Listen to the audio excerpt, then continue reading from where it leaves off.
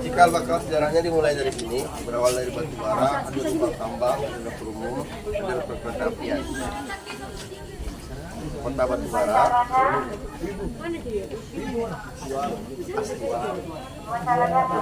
Banyak yang bertanya kenapa kalau tak percaya gigit.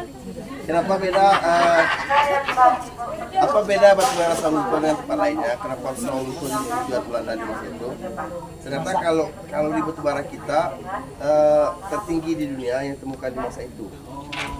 Jadi dalam mineral ini terkandung kalori yang cukup berkualitas, 7.000 hingga 9.000-an kalorinya. Kalori itu energi yang terkandung.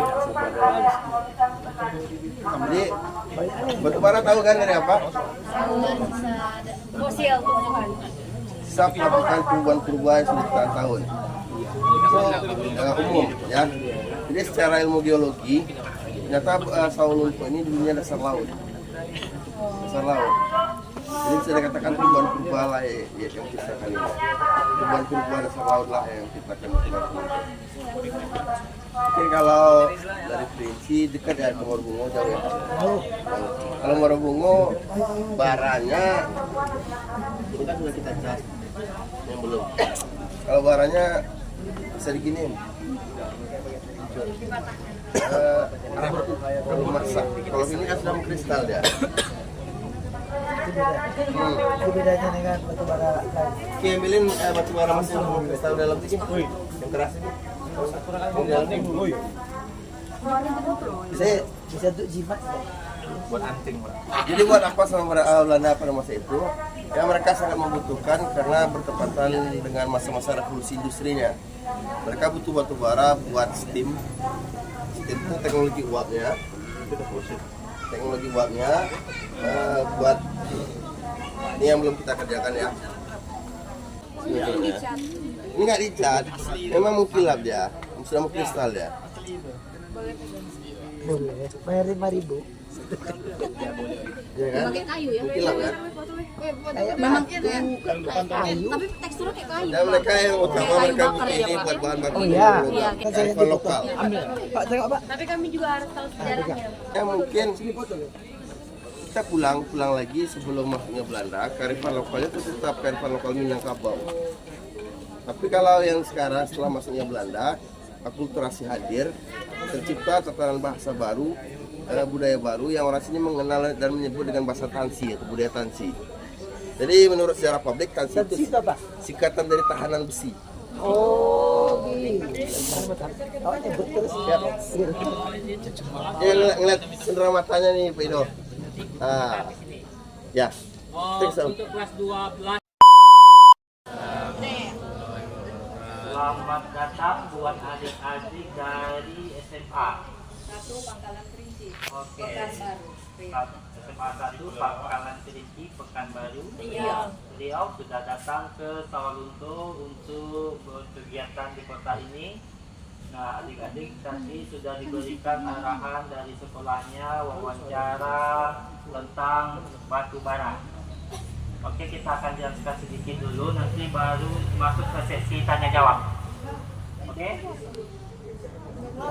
Untuk batu baranya ini, adik-adik sebelumnya pernah lihat batu bara?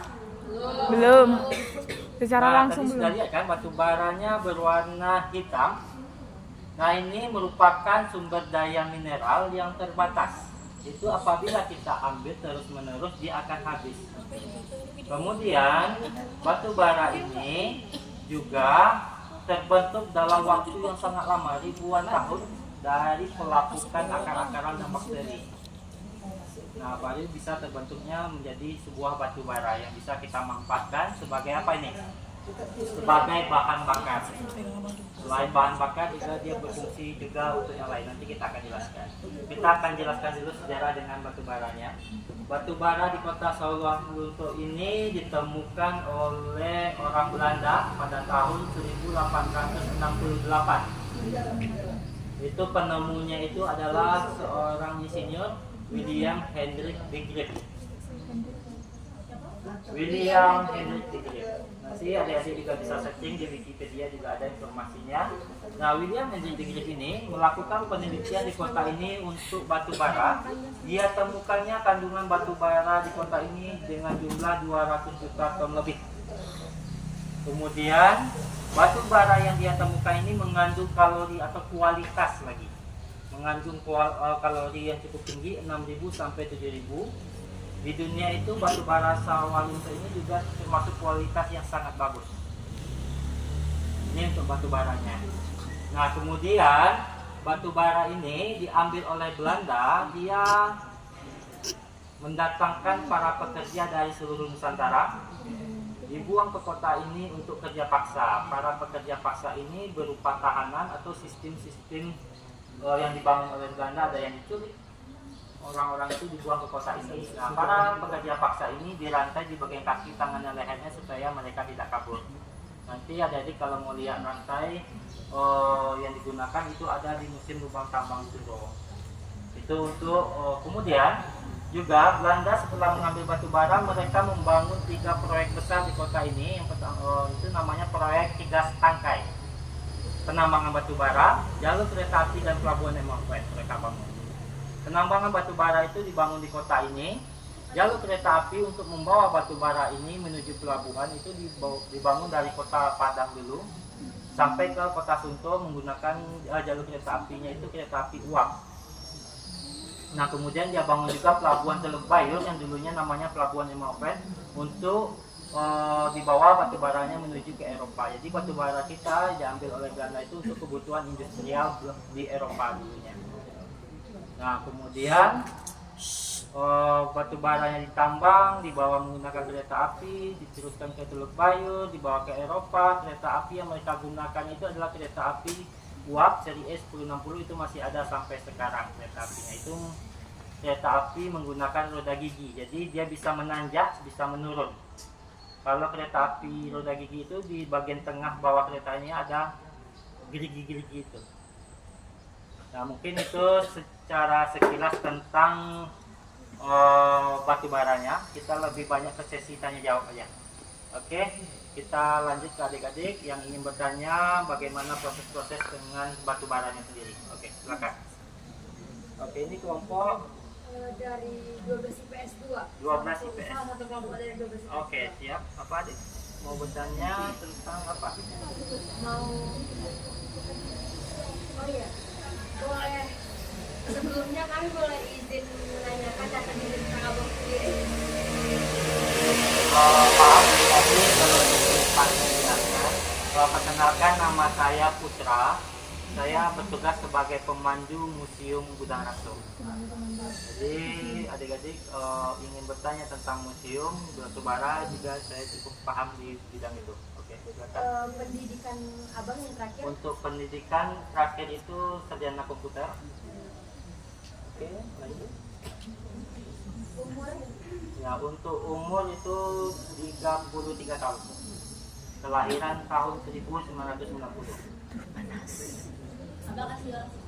Ya, saya asli orang Sawalunto. Udah berapa lama kerja di sini? Untuk kerja di museum ini sudah 7 tahun. Ada lagi? Biar data selanjutnya. Ya. Kayaknya itu aja untuk mengenai data diri. Langsung ke pertanyaan aja. Oke, boleh? silakan. Oke. Sebelumnya perkenalkan, nama saya Cika Fantira Kairo. Saya siswa dari 12 IPS 2. Dalam penelitian ini saya selalu kelompok 1 di kelas saya. Baik, pertanyaannya Bang, apakah potensi batu bara itu yang dari dulu, daripada awal masa Belanda tahun 1868 sampai saat ini apakah potensi batu baranya itu masih sama ataukah sudah mengalami perubahan, entah itu seperti pengurangan dari segi kualitas atau dari segi bobotnya? Ya kita langsung jawab aja dari pertanyaan pertama itu kualitas batu baranya sampai saat ini ya. Kualitas dan bobot. Oke. Untuk batu baranya itu nanti ditentukan dengan 3 jenis tipe, tipe A, B, dan C. Biasanya yang kita ambil itu adalah tipe C yang berwarna hitam seperti ini. Nah, yang tipe B itu nanti tidak bisa kita ambil, itu belum bisa kita produksi. Nah, kualitas batu bara yang bobotnya sampai sekarang masih sama. Itu belum ada perubahannya dari sudut kualitasnya. Batu bara itu sampai sekarang yang pertama kali itu ditambang oleh Belanda. Setelah kita merdeka, perusahaan tambang Belanda itu diambil alih oleh negara yang dulunya dikenal dengan PN, Perusahaan Negara Tambang Batubara Po. Itu yang mengolah tambang batu baranya. Kemudian dilanjutkan oleh PTBA. Nah, PTBA mengambil produksi batu bara, mengambil batu bara seperti ini sampai tahun 2000-an. Nah, tahun 2000-an itu tidak aktif lagi melakukan penambangan di kota ini, tinggal aset-aset mereka di kota ini. Kemudian untuk tambang batu baranya masih berlanjut pengambilannya itu oleh perusahaan-perusahaan swasta. Perusahaan-perusahaan swasta yang memiliki lahan, mereka melakukan penambangan-penambangan dengan surat izin. Oke, mungkin sampai di sana kualitasnya masih sama, belum ada perubahan dengan kualitas A dan B dan C. Hasilnya itu dari awal sampai sekarang itu masih sama Bang? Maksudnya itu gini, dulu kan hasilnya kayak Abang bilang tadi, pertama kali dijumpai itu 12.000 ton ya? 200 juta ton. Nah, sampai sekarang itu apakah itu ada pengurangan? Oke, jumlah batu bara itu secara detailnya kita tidak memiliki datanya. Datanya itu ada di kantor asetnya batu bara tambang Asam. Jumlah yang ditemukan oleh Belanda itu 200 juta ton lebih dan terus menerus diambil itu, makanya jumlah batu baranya makin berkurang. Nah, oleh pemerintah kota, kalau masih sampai sekarang kita cuma belum dapat data pastinya. Batu baranya masih banyak, tapi belum bisa diambil karena kualitasnya belum ada, istilahnya belum masak atau belum matang. Nah, itu sudah dilakukan pengeboran di bukit-bukit yang ada di sekitar sini, sumur-sumur bor, itu batu baranya belum layak ditambang, tapi itu masih ada. Oke. Kira-kira omsetnya berapa? Omset penghasilan batu bara perusahaan batu bara ini? Untuk pertanyaan tadi itu langsung ke perusahaannya, omsetnya berapanya, soalnya kita tidak memiliki hak. 1.400.000 untuk 1 ton. Ya, betul. Batu bara 1 ton itu sedikit nanti. Oke, ini kalau kita timbang, ini memiliki bobot berapa gram. Tapi kalau 1 ton itu palingan hanya beberapa gerobak ini. 6-7 gerobak apa? Nah, gerobak biasa Pak. Angkong. Berarti dia itu angkong. Ya, bongkar-bongkaran. Berarti per satu itu beratnya lumayan ya Bang? Lumayan berat ini. Ya, bayangan adik 1 ton itu 1 juta rupiah. 1 ton itu sedikit cuma. Kalau dengan jumlah batu baranya. Terus. Kayak mobil truk itu kan sekitar 8 ton. Ya, terus apa dik? Kalau diesel yang belakang itu 1,5 ton cuma muatannya itu kalau penuh ya. Sedikit ya. Kalau pasir itu, kalau untuk kuli bangunan itu jumlah 1 ton itu cuma 12 gerobak ya. Sekitar 12-an gerobak atau 8 gerobak. Berapa angkong? Iya Pak, betul. Tahu berapa angkong? Tahu Bang. Yang tinggal sorong itu, tahu kan? Oke, ada lagi lanjut. Cara pengambilan batu bara itu sebenarnya? Untuk pengambilan batu bara, jadi tambang batu bara itu penambangannya ada 2 sistem, open pit dan underground. Open pit itu sistemnya itu langsung dikeruk lewat dari atas. Itu nanti efeknya itu akan merusak lingkungan. kita punya alat berat pengeruk itu, langsung kita keruk tanahnya, kita gali sehingga terbentuklah sebuah kayak kawah itu dia. Itu Namanya tadi yang open open pit. open pit. Open pit. Pit. Pit. Open pit. Kemudian juga ada sistem underground, tambang bawah tanah. Nah, Underground. itu membuat terowongan ke bawah tanah. Itu banyak dilakukan di Kota Sawalunto dan juga open pit juga ada dilakukan di Kota Sawalunto. Apa tadi yang maksud Underground. underground? Underground itu apakah tidak membahayakan bang? Karena kan di bawahnya itu kan kita masukkan, berarti ditambang di bawahnya. Apakah tidak ada dampak setelah di bawahnya itu ditambang, digali? Apakah di atasnya itu nggak amblas? Ya. Oke adik-adik. Kalau di saat Belanda dengan perusahaan besar itu melakukan penambangan, mereka memperhitungkan sampai sedetail mungkin kekuatan dari penyangga untuk lubang-lubang tambang mereka. Kejadian-kejadian itu, runtuh longsor itu hanya sedikit kita temukan. Nah, yang terjadi itu batu bara juga mengandung gas metan. Nah, solusi kalau kiat-kiat yang dilakukan untuk melakukan tambang underground itu, dia harus banyak menggunakan kompresor secara tambahan, menggunakan selang-selang blower untuk mengurangi gas-gas metan tersebut yang berdampak sangat buruk juga untuk tubuh kita. Oke, ada lagi? Ya, adik. Hasil tambang batu bara itu bisa meningkatkan tarif hidup masyarakat sekitar nggak? Harap kita tarik. Taraf dan pendapatan. Harga ya, deh, tarif ya. Oke, untuk batu bara menumpang kehidupan masyarakat di Sawalunto dengan tambang batu bara, kehidupan masyarakat Sawalunto itu secara ekonominya sangat meningkat. Jadi itu berdampak sampai sekarang. Waktu tambang batu bara dikelola oleh pemerintah UMN itu PTBA itu kualitas taraf hidup masyarakat Sawalunto sangat berkecukupan. Kemudian setelah tambang itu berakhir di tahun 2000-an, itu terjadinya PTBA itu melakukan namanya pensiun dini, Memberhentikan. ya, melakukan pemberhentian secara massal itu dengan jumlah ribuan para pekerja diberhentikan dengan pesangonnya pensiun dini. Nah, itu berdampak ke ekonomi kota. Nah, efek yang terjadi setelah masyarakat itu para pekerja itu diberhentikan, ekonomi di kota ini menurun. Jadi sempat ada kata-kata yang mengatakan kota mati. Jadi kota-kota yang berpaku yang bergerak di bidang pertambangan itu, apabila tambangnya habis, itu kotanya akan terjadi kota mati karena ekonominya mulai menurun. Nah, itu berdampak di kota ini. Nah, kiat-kiat yang dilakukan oleh pemerintah kota saat itu untuk menangani hal tersebut, dia melakukan menjadikan kota ini menjadi kota wisata dengan membuat visi misinya itu kota wisata tambang berbudaya. Nah, bangunan-bangunan yang ada di sini, bangunan-bangunan cagar budaya atau bangunan bersejarahnya itu digitalisasi. Kalau digitalisasi, dikembalikan ke bentuk asalnya, kemudian diperbaiki, kemudian dijadikan tempat-tempat wisata. Salah satunya di sini Museum Gudang Ratu ini.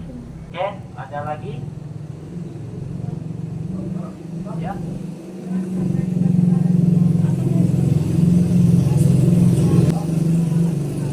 Pertanyaannya pemanfaatan batu bara. Batu bara ini sebenarnya di awal mula penambang itu dimanfaatkan sebagai bahan industri, bahan bakar industri. Nah, di tahun 1900-an belum ditemukan minyak bumi, gas, itu mereka bahan bakarnya menggunakan batu bara.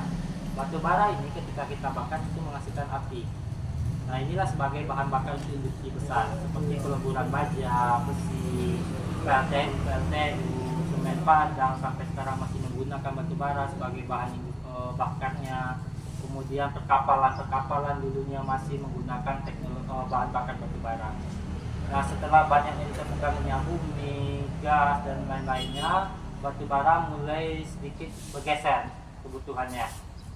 hanya beberapa perusahaan-perusahaan besar yang masih menggunakan batu bara. Nah, dimanfaatkan baik. Batu bara ini selain dimanfaatkan sebagai bahan industri, juga dimanfaatkan sebagai produk ekonomi lainnya, itu sebagai apa, hiasan, cindera mata, kerajinan, dibuat bentuk-bentuk hiasan, cindera mata, kerajinan lain-lainnya. Nah, itu bentuk lain dari pemanfaatan batu bara. Nah, sebelum ditemukan batu bara oleh Belanda, masyarakat di bumi di sini yang menaungi daerah kota ini dulunya masyarakat yang menghuni itu masyarakat orang-orang lembah. Di kota ini dulunya merupakan sawah semuanya. Nah, di lereng-lereng bukit ini semuanya sawah-sawah dan dialiri oleh sungai Lunto. Nah, batu bara ini sudah mereka manfaatkan saat dulunya sebagai bahan bakar juga. Bahan bakar mereka gunakan, batu bara ini mereka gunakan untuk kebutuhan bahan bakar di rumah mereka. Nah, kemudian dari mulut ke mulut sampai ke dengan orang Belanda. Kalau ada batu yang bisa kebakar, mereka lakukanlah penelitian ke sini. Didatangkanlah seorang peneliti yang pertama kali yang melakukan penelitiannya itu adalah bukan di grup. Pada tahap di grup pertama kali, di grup itu pada tahun 1858 yang pertama kali. Nah, kemudian 10 tahun kemudian dilanjutkan oleh anaknya itu, William Henry. Dia yang menemukan secara detailnya berapa jumlahnya, di mana posisi-posisi letak-letak kandungan batu baranya. Itu William Henry. Oke, ada lagi?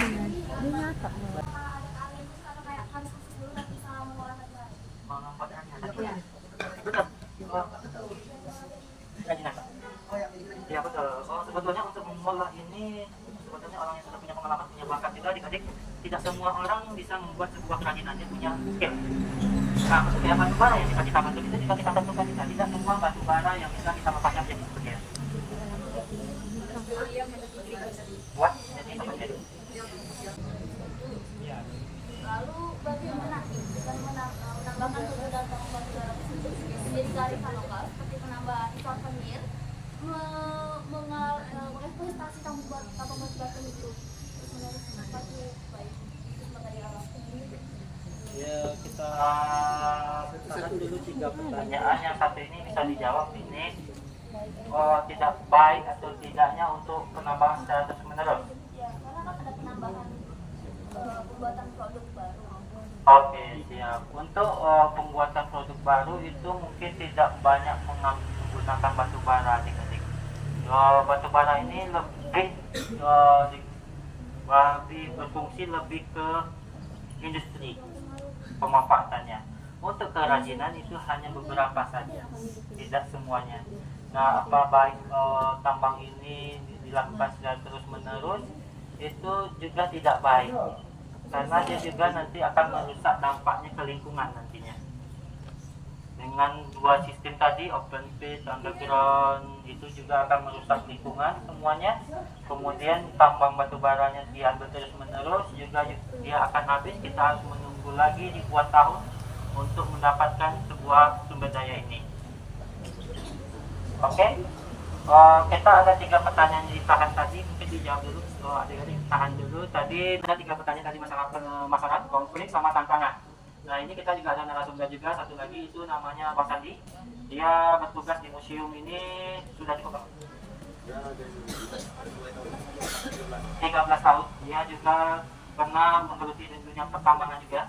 Nah, masalah konflik, masalah pemasaran, masalah tantangan nanti akan dijelaskan sama Bapak Sandi. Kita kasih waktu dan tempatnya sama Bapak Sandi. Oke. Assalamualaikum warahmatullahi wabarakatuh. Waalaikumsalam warahmatullahi wabarakatuh. Kita nyantai. Mungkin pertanyaan adik-adik ini kita hentikan dari masa ke masanya. Kita pisah dari masa ke masanya. Nah, tadi pertanyaannya campur. Mungkin kalau kita runut dari awal, dari masa perintisan, dari masa penemuan batu bara yang memanfaatkan tenaga kriminal politik, tenaga orang-orang tahanan politik Asia Tenggara yang dibawa kemari buat kerja paksanya. Kriminal politik yang bekerja karena masa hukuman sampai masa hukumannya habis. Itu masa perintisan, masih berupa manual kerjanya. Jadi di masa perintisan tadi, bermacam etnis kumpul dengan bahasa mereka masing-masing, membawa tatanan bahasa baru, tatanan budaya baru, yang pada akhirnya menciptakan budaya akulturasi, bahasa akulturasi yang kita kenal bahasa Tansi tadi. bahasa tahan tadi. Percampuran etnis tadi selain membawa percampuran keyakinan, percampuran budaya, juga percampuran mitos, pastinya percampuran masalah. Masalah awal yang timbul itu masalah komunikasi, sulitnya interaksi antara Jawa dengan Batak, antara Batak dengan Tionghoa dan etnis lainnya. Akhirnya mereka registrasi di lengan, di tiap lengan mereka ada nomornya. Jadi kalau mereka meninggal lagi, batu nisannya cuma catat dengan nomor. Dan di tengah perbedaan itu Belanda masuk dengan iming-iming serta provokasinya yang bisa membuat eksplorasi ini jamin makannya, tempat tinggalnya, hidupnya. Otomatis nenek moyang kita pastinya ingin hidup aman, ingin hidup nyaman, saling adu kesaktian, saling menjilat buat jadi mandor. Jadi yang menyiksa Indonesia di masa itu siapa? Indonesia sendiri. Ya, itu politik adu domba yang mereka pakai. Tapi seiring berjalannya waktu, karena mayoritasnya laki-laki, mungkin di masa itu seorang perempuan memiliki beberapa orang suami. Jadi ya kita contohkan, ini mungkin Jawa yang perempuannya, ya laki-lakinya ada dari Batak, ada dari Tionghoa. Lama-kelamaan mulai paham, mulai sulit adu domba. Dan kebetulan Belanda mengambil sikap secepatnya, dibarengi industri yang mereka kukuhkan, PT Umbilin tahun 1900. Itu sudah masa-masa peralihan antara masa kriminal politik yang bekerja karena masa hukuman beralih ke masa orang kontrak. Masa-masa orang kontrak yang bekerja dengan upah walaupun minim. Itu di masa PT Umbilin. Dari masa manual ke masa semi mekanis atau full mekanis. Sudah pakai semi mesin atau full mesin. Jadi batu bara yang eksplorasi dari Sawuntuan itu mereka distribusikan sampai pelabuhan El Haven. Ketemu batu bara, ada lubang tambang, ada dapur umum, ada kereta apian. Ada seorang tokoh dulu namanya Zaman, dia menggagas jalur rel Padang Sawunto. Zaman juga pemimpin awal PT Umbilin, dan dia juga salah satu pencetus lainnya ITB, Institut Teknologi Bandung. Di Jerman. Nanti singgah ke musim kereta api. Musim kereta api Sawunto itu musim kereta api kedua di Indonesia setelah Ambarawa. Jadi batu bara yang didistribusikan sampai M Haven nanti mereka sebarkan ke Semarang, Batavia, ke Aceh. Batu bara kita hanya buat bahan bakar kapal yang mengangkut rempah atau mortir. Di daerah timur, batu bara itu mereka perjualbelikan buat bahan bakar kapal. Jadi mungkin di waktu yang bersamaan, di tahun yang bersamaan di Pulau Jawa itu masa-masa tanam paksa. Nah, tanam paksa jadi rempah itu nanti itu yang mereka antarkan. Batu bara kita tidak sampai ke Belanda di masa itu. Kenapa? Karena saya pernah klarifikasi itu minta bertanya ke orang Belandanya langsung. Buat apa dibawa ke Belanda? Ini kan dia Belanda. Itu menurut mereka. Dan di waktu bersamaan ada 400 titik tambang batu bara di Belanda di masa itu. Jadi batu bara kita yang mereka manfaatkan buat bahan bakar kapal, buat bahan baku peluru logamnya, buat steamnya, buat teknologi buatnya. Di tahun 1909, Belanda sudah membuat paket wisata 8 hari Sumatera Barat. Tahun 1909. Jadi Sawunto ini jadi kota wisata, apakah baru sekarang? Enggak, sudah dari zaman Belandanya. Dan alhamdulillah sekarang sudah diakui sebagai salah satu kota wisata warisan dunia yang sudah diakui UNESCO. Jadi ada masa perintisan, ada masa kejayaan, ada masa merosot. Masa merosot ini di masa Belandanya ketika kedapatan korupsi beras dari pihak Belanda.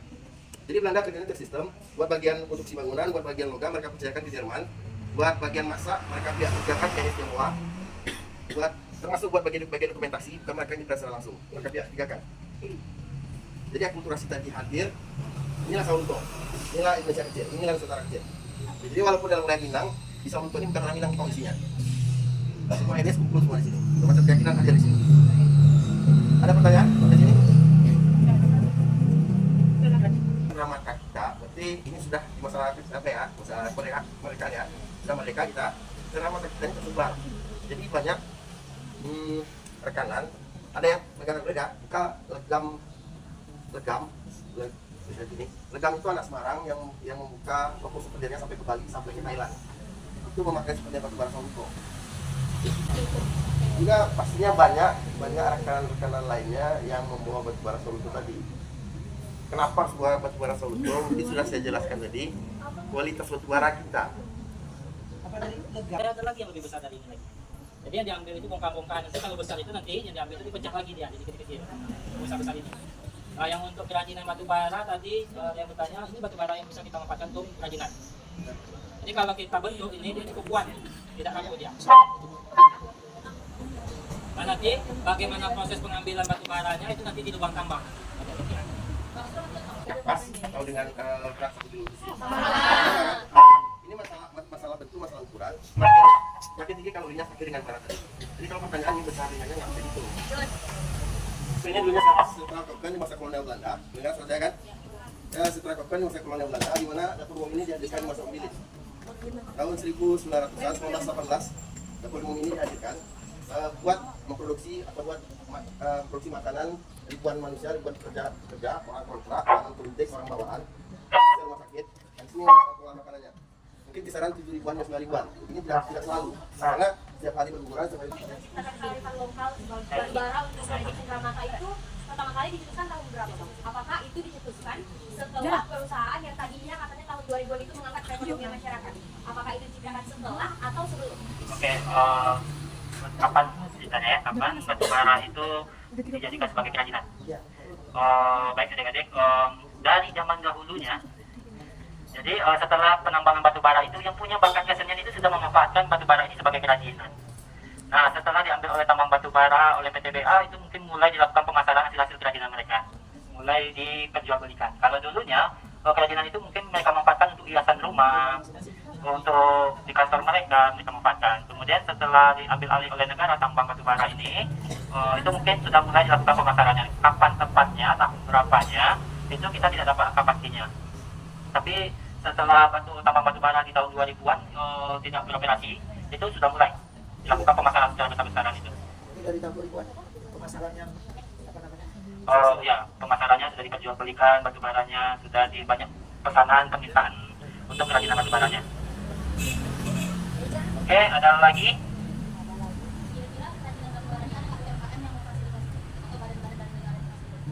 Badan negara yang memfasilitasi, kalau UMKM-nya ada kelompok-kelompok masyarakat yang bergerak dalam industri atau kerajinan batu bara ini ada. Jadi kurang berapa? Berapa titik Pak? Jadi sekitaran sini ada berapa titik, nanti adik berlubang tambang itu ada menemukan toko kerajinannya 1, 2, 3. boleh tambahan. Kalau kearifan lokal mengenai bara ini macam-macam, tergantung nilai seni kita, nilai pemahaman kita. Ada yang kerajinan seperti batu bara, ada yang bikin songket bara, ada yang bikin pati arang namanya, ada yang bikin briket. Setelah pembakaran batu bara ini, setelah terbang karbonnya, namanya arang. Pakai batok kelapa, namanya arang, briket. Jadi tergantung orangnya kita. Jadi kearifan lokal itu nggak Luas. kurung dalam satu ini aja. Tidak cuma berfokus pada Cendramata tadi aja ya. Betul, untuk kerajinan batu baranya banyak jenisnya, dimanfaatkannya sebagai apa, itu banyak. Itu ada kerajinan dalam bentuk apa ini banyak juga, mau baik itu hiasan, batik untuk pakaian juga sebagai batik arang, yang briket tadi juga ada untuk dilapisi, tergantung nilai seni masing-masing. Nilai seni dan Ya, keahlian masing-masing. Kembali ke si pelakunya, mau dibuat seperti Giring dengan listrik awalnya itu jadi operasi di sini Soluto. Tapi kesenian kalau di Jawa ada pedang kuping, kalau di Soluto ada pedang kepang. Kalau di Jawa kan yang main orang Jawa, Kesurupan orang Jawa. Kalau di Soluto ini orang Batak pun main, orang Minang pun main. Itu kan lokal.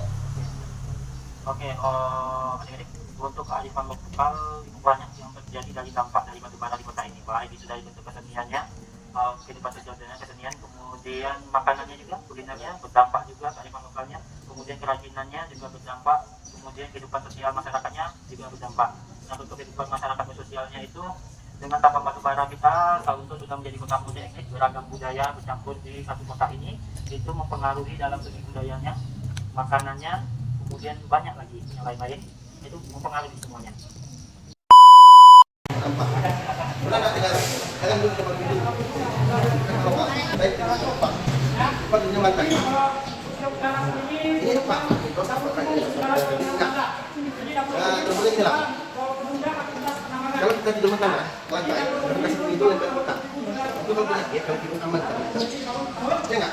Misalnya ada gas, tekanan gas. Kalau batu bara ada tambang, yang bawah kita punya ke kanan, yang kemari, yang kemari.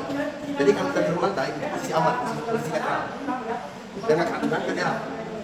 Apakah yang salah di lantai? Nggak benar. Untuk itu betul kan kalau kalian tidak menjaga bahasa, ternyata itu benar nyatanya. Orang anak perempuan yang anak keluar malam itu benar. Di Minangkabau kenapa tidak laku? Saya sudah tahun 2020, saya suplaikan ke lokal Soluto. Bukan saya. Dapat tugas dari Bu Bisa, saya undang. Karena kalau pindah, saya tanya sama yang punya nakes di depan, kenapa tidak kayu tidak menunggu? Apakah pakai formula khusus? Tidak ada pakai formula khusus bilang kayu. Jadi kan yang pasang bilang pakai. Jadi kan yang pangkal untuk yang bawah ke bawah, yang juga ke atas. Bisa nama buat buktinya ilmu Tuhan. Minangkabau akan jadi guru kan? Ternyata tidak aku. Itu kan lokal. Jadi kan kalau kalian ada maksudnya, ya apa itu ditanyakan tadi. Maksudnya itu Bang berfokus sama batu bara yang dijadikan Cendramata tadi. Kita jawab ya. Kita sekarang kita berumum, kita fokus kita berumum. Ini sekarang toko yang dibangun di masa kolonial Belanda, di masa-masa akhirnya masa kejayaan Petung Bilip. Di tahun 1918, Petung ini diadakan. Di sini memproduksi makanan buat ribuan yang ribuan pekerja. Rata-ratanya nggak ada. tanggal ketidakpastian tadi antara 7.000 dengan 9.000. Karena setiap hari berguguran, setiap hari berdatangan. Jadi kriminal politik tadi yang berdatangan dibawa pakai kapal, dimasukkan di pesawat yang Sauluto. Di pesawat Sauluto mereka diseleksi di sortir, yang fisiknya memungkinkan karya tambang, karya tambang, dan tidak memungkinkan dialihkan ke perkebunan atau dapur umum. Rata-rata yang dari tambang dari Jawa, dari Makassar, dari Singapura. Karena Singapura yang rata-ratanya dari Tiongkok. Kalau yang kira-kira fisiknya tidak memungkinkan, atau sudah keluarga, atau memang memungkinkan, dialihkan ke perkebunan atau dapur umum. Jadi di sini ada taksi gas rantai, ada taksi gunung, ada taksi limbu, ada taksi rendam. Taksi rantai itu buat bagian tambang, taksi gunung itu buat bagian perkebunan. Mereka bagi-bagi. Jadi taksi ini pengertian yang saya pahami barak buat area tambang, barak buat tahanan area perkebunan itu. Tapi ada juga orang yang berasumsi ini taksinya artinya penjara. Itu terserah dengan pengalaman masing-masing. Tapi jelas barak.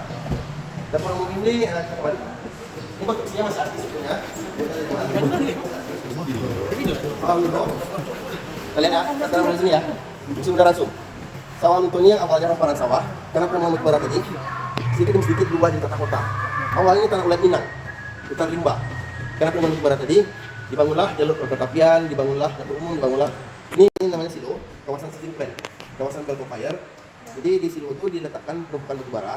Jadi nanti kayak sistem plan kayak Solo itu jalan gerbong keretapi gerbong bara itu turun syukuran. Jadi kayak ada saringan itu. Misalnya 5 cm 10 cm penumpukan itu turun itu bawah di syukuran ukurannya. Ini musim kereta api, stasiun kereta api awalnya sebelum stasiun ini aliran sungai yang mereka timbun dan mereka buat jalur rel. Sungainya akhirnya sungai alami yang timbun dibuatlah sungai peralihan. Sungai ini arus anginnya. Jadi efek dari sungai peralihan menyebabkan debit air berkurang sehingga ketika turbin tidak optimal. PLTU nya dipindahkan ke Sentra Salah. Masjid ini awalnya PLTU. Menara masjid yang tinggi aslinya terbong asap PLTU. Tahun 2005 sampai 2007 dilakukan renovasi masjid, penerapan masjid. Kerja bangunan menemukan ada bangker di masjid. Mereka menemukan motor-motor yang masih aktif. Kita amankan karena mengingat soal yang dapat jauh sini. Buat adik-adik yang mau bertanya, silakan bertanya. Mortir ini di sekitar ketahuan ya. Kalau sekarang orang mainnya kan TNT atau boom, ya keras sekarang. Ketika mesinnya pecah, jadi kerjanya sekian sekitar. Kalau mortir, ketika mesinnya pecah, sampai logam yang jadi senjata, yang jadi yang rusak kita. Kita mari. Kalau kita ada rasa keras, mengirimkan laporan batu baranya. Pemerintah Polda melakukan eksplorasi, ada lubang tambang, ada perkeretaapian, ada perumur. Apa yang masa sekarang? Di tahun 1910, diletakkan di bumi. Sekarang kita ada yang untuk perluan lainnya. Untuk pelontakan yang terjadi di masa itu. Jadi mortir ini setelah kita identifikasi ada dua informasi kita. Yang pertama dia menyatakan ini senjata sengaja dibutuhkan oleh negara Amerika yang tujuannya meletak di sana. Yang selanjutnya jumlah gambar ini punya dengan karakter mortir. Ada pertanyaan? Kita gabung kembali dulu adik-adik. Kita gabung kembali dulu lihat informasinya enggak.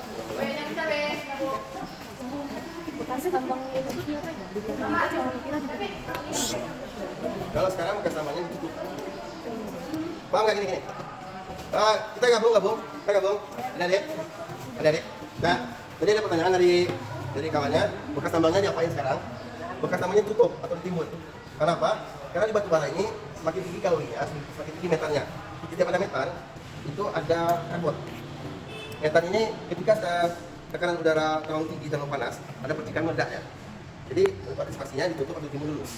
Karena di batu bara, sekali lagi, semakin tinggi kalorinya, semakin tinggi metannya. Kalau sekarang masih ada di area Perambahan. Tambang batu bara kita ini masih ada, masih berfungsi. Dan perkirakan yang keluar dari zaman dulu sekarang baru 20%. Jadi masih ada banyak. Tapi kenapa dijadikan kota wisata? Karena banyak konsekuensi negatif konsekuensinya kalau kita lanjutkan pengembangan ini. Yang pertama mineral pengganti sudah banyak. Kalau itu ya kereta api itu mereka butuhkan menghidupkan coba. Untuk kereta api sudah 900. Sekarang sudah teknologi lebih canggih, satu liter solar itu bisa jalan lebih banyak. Mineral pengganti yang efektif sudah banyak.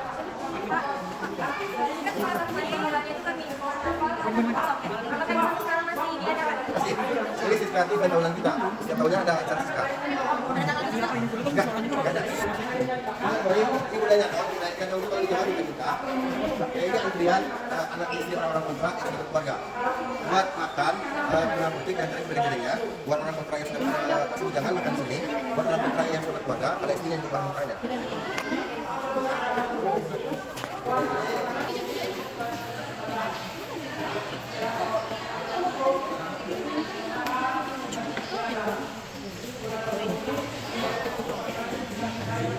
apa? Ini apa tadi? Ini dagingnya dijual. Untuk apa? Makanan dia.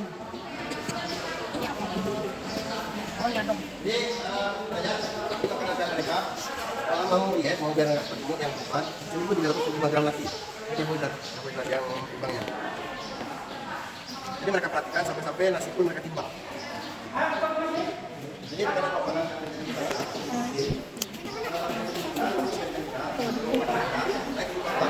lanjut ke tabung buah panas, baru kita makan.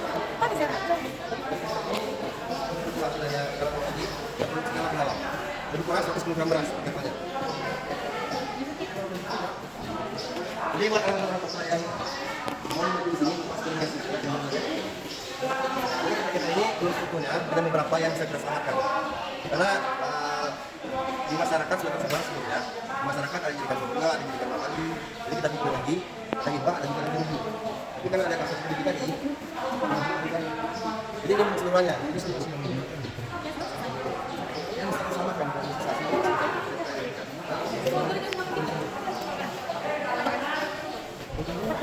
Tadi ada bertanya Siska ya Pak? Hah? Tadi ada nanyakan soal komplet? Ini bulan kemarin. Oh ini? Cuman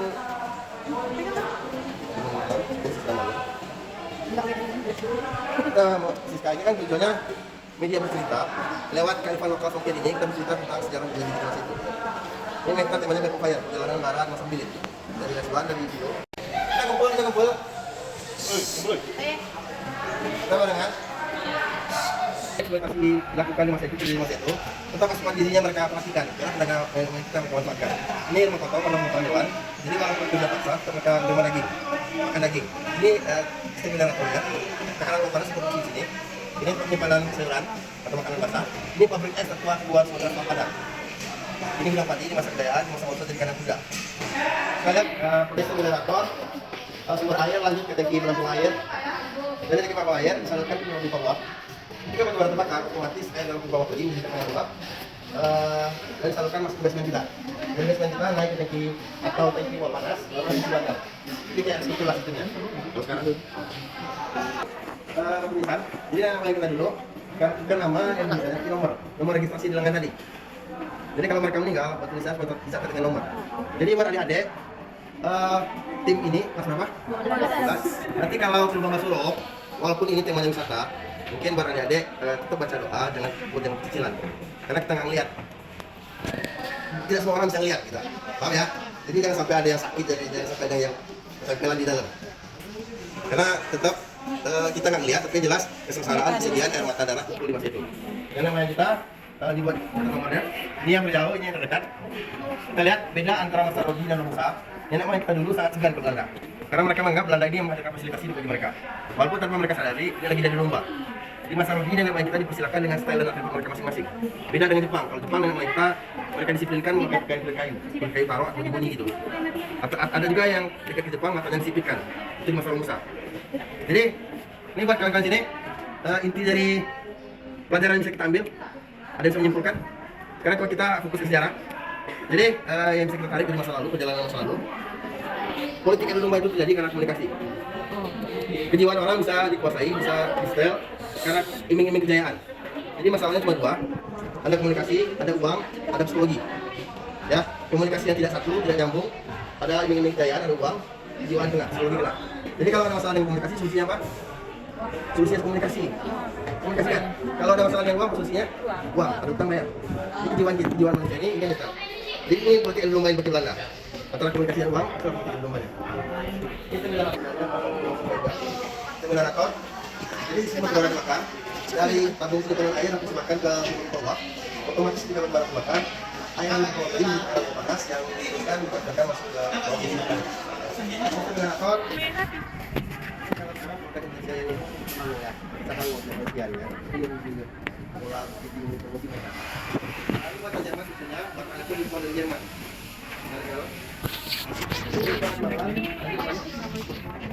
Ini batu bara kan dibakar nih. Masuk aja.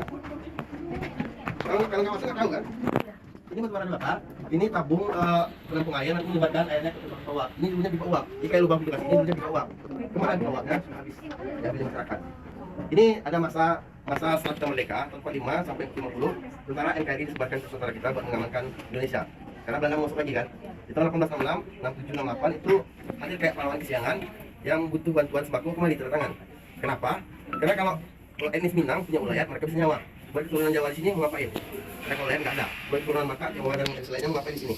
Jadi ekonomi masyarakat yang kacau, hadir orang satu pahlawan yang bagi sembako. Nggak tahunya PKI. Jadi semua yang terlibat PKI ada yang ditangkap, ada yang ditahan, ada yang dibunuh, nggak jelas. Pokoknya hilang. Dan anak cucunya dicekal untuk dapat pendidikan serta pekerjaan yang layak. Akhirnya penjara di mana-mana terjadi. Ini habis. Nah, kita kembali ke STEM. Kita lihat batu batanya. Ini batu bata mereka beda. Kalau kita anak kita semen pakai semen, semen itu ketika sudah kering kan keras. Kalau ini enggak, ini lunak loh. Lunak. Nah kan? Jadi positifnya kalau ada getaran berubah, dia malah meredam. Meredam. Mereka memikirkan kualitas, kalau tidak selapis. Apa sih ruangan ini? Ini ruangan tempat saluran udara buang. Jadi gini, setiap pembakaran butuh oksigen, oksigennya ketarik, dan setiap karbonnya ketika ini terjadi pembakaran mencari tekanan yang rendah. Jadi kalau di sini terjadi pembakaran, asapnya teratur keluarnya. Karena karbon mencari tekanan yang rendah. Oksigen ya terisap buat pembakaran, kemudian terbuang api. Ini salah satu roasting generatornya. Kita samping. Kalau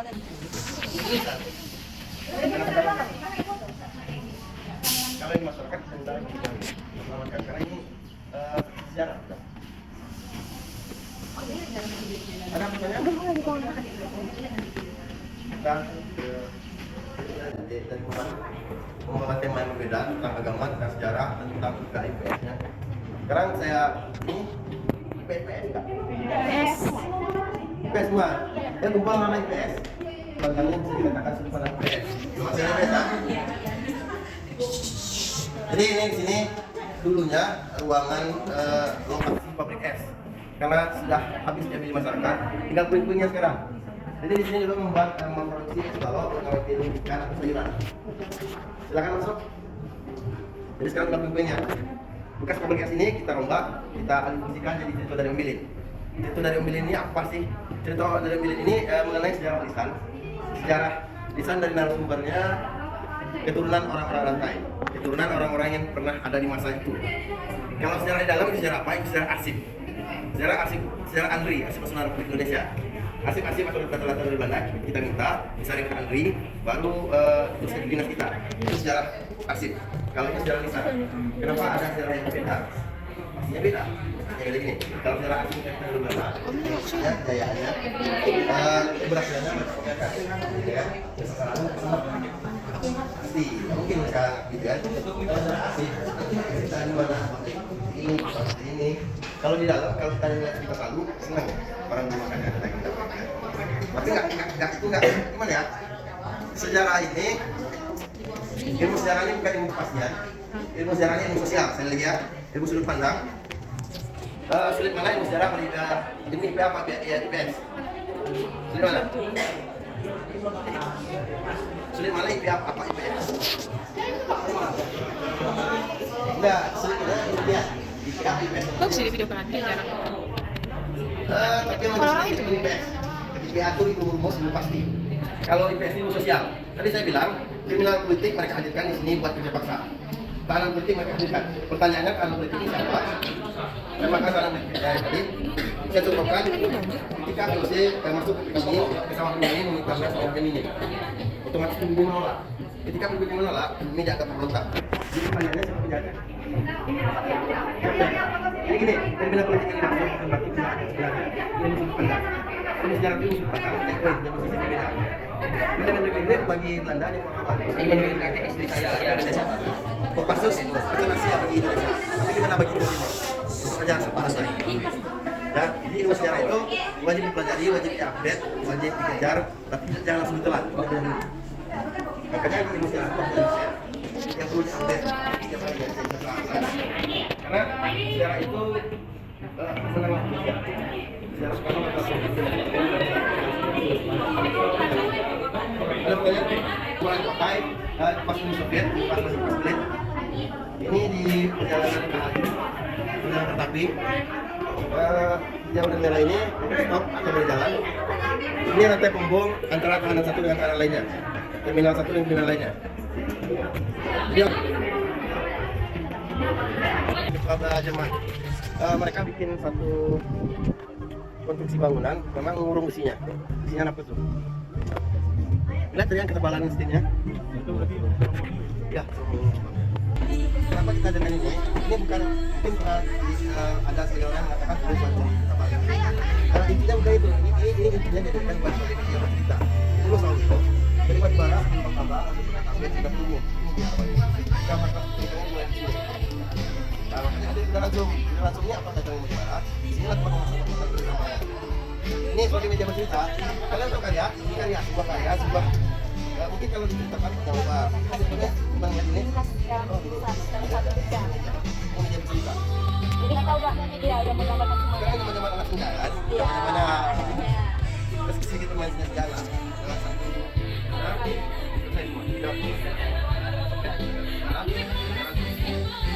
A few moments later.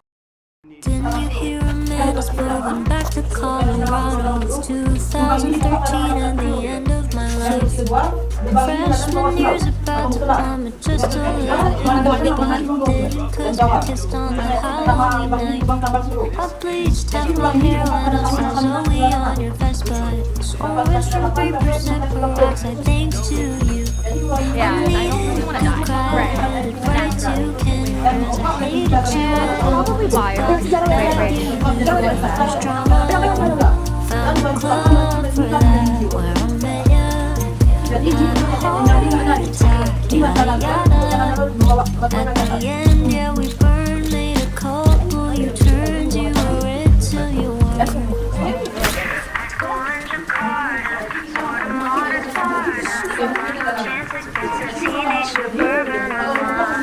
We were Sonata, makes it time when father's yelling under that was hard.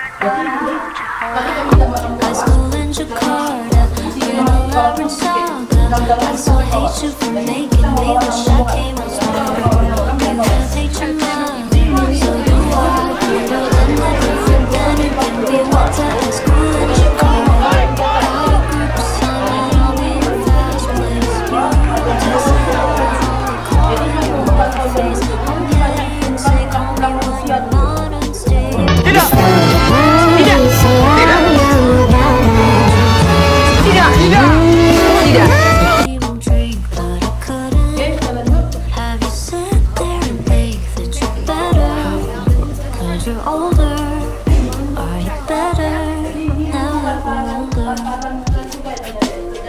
High school in Jakarta, sort of modern Sparta.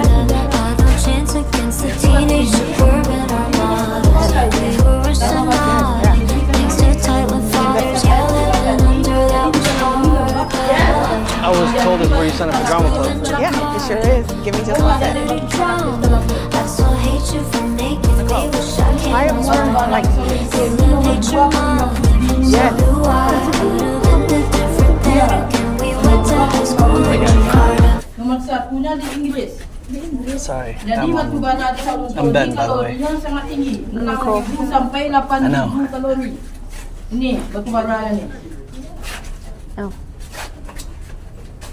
Jadi dalam Moving to New York, probably sometime in August. I'm spending the summer in Singapore. I'm so sad I can't tell you shit anymore. I made friends with Abby this year. We're moving in March or so. And although you bring me to tears, I'm glad that we gave it a go. High school in Jakarta, American soccer. Had no chance against the Marxist girl with marijuana. I was your piñata, she was a star charter. Glad she gave it to you real hard, but I loved you harder. High school in Jakarta, I won't but I wanna ask you when you talk about it, do I ever come? Say thanks to your mama, now we're through. Could've ended different then again. We went to high school in Jakarta. Jadi dulu penambangannya pakai ini. Namanya belencong. Kalau tempat ada apa namanya? Enggak cangkul. Yang ini. Enggak. Ya, Kak. Bolok. Linggis kan? Kalau di apa juga belencong namanya. Ya. Bukan bencong ya. Loving him is like traveling Jadi di sini tembus. Jadi kalau kita masuk ke sini 60 meter dari kita masuk ke sini.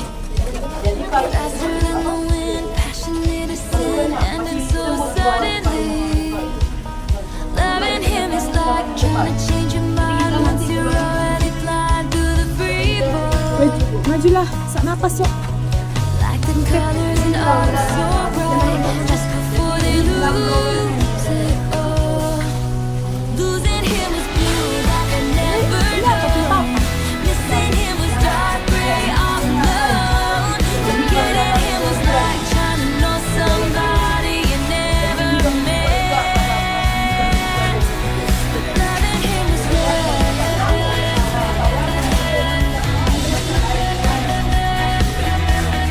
Loving him was red. karena kayunya sudah banyak. Touching him was like realizing all you ever wanted was right there in front of you. Memorizing him was as easy as knowing all the words to your old favorite song. Fighting with him was like trying to solve a crossword and realizing there's no right answer. Regretting him was like wishing you never found out that love could be that strong. Losing him was blue like I'd never known. Missing him was dark gray all alone. Forgetting him was like trying to know somebody you never met. Loving him was red. Oh, red.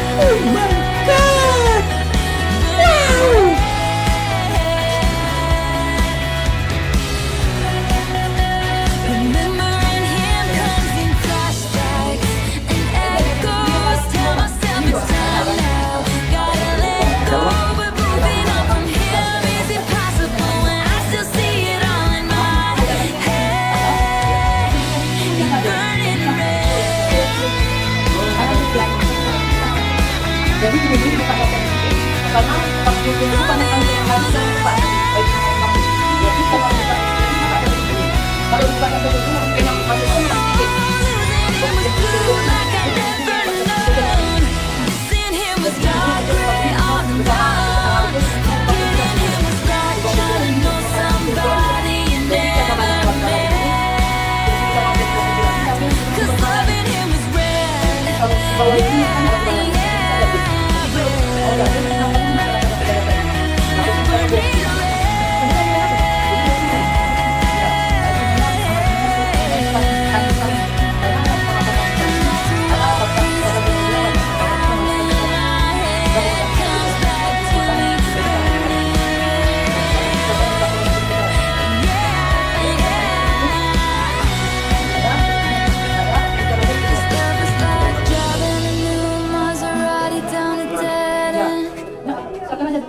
Jalan.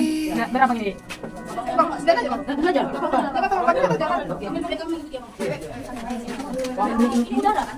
Oh, biar kita bisa berjalan. Sedikit. Iya, kita nggak ada udara, oksigen. Ada lah. Ya. Kira itu kita. Ini asuh.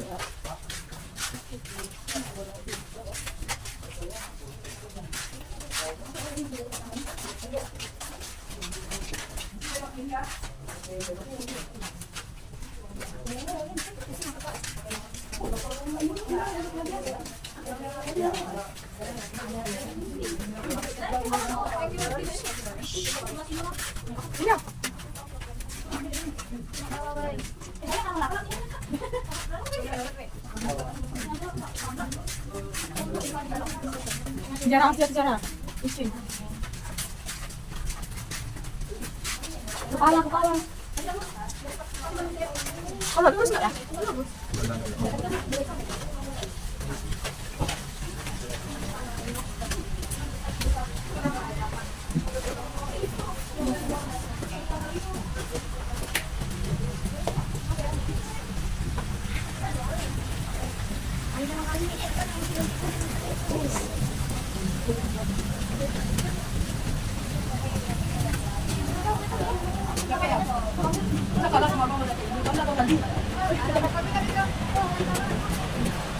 Abang udah capek kali masih kan?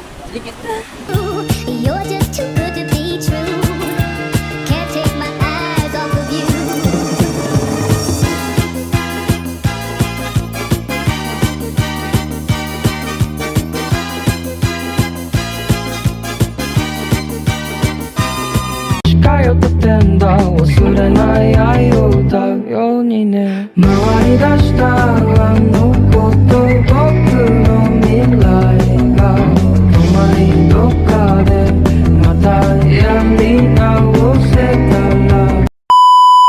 Better now that we're older.